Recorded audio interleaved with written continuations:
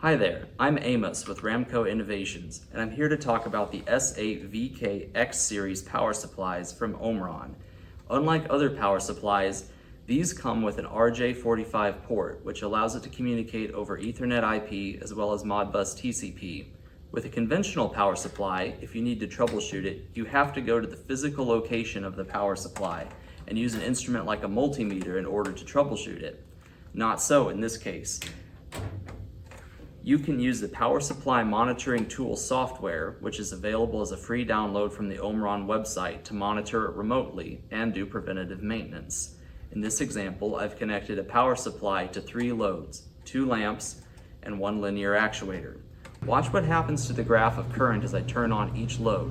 With the LED lamps, it increases only slightly, but when I turn on the linear actuator, it increases more.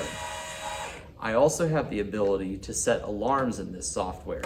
For instance, if the current draw becomes too high. For the sake of this example, I've set that limit at only 0.5 amp. To simulate a heavy load on the linear actuator, I'm going to push on it as it tries to raise up. You'll notice on the screen that the current will turn red as it goes above 0.5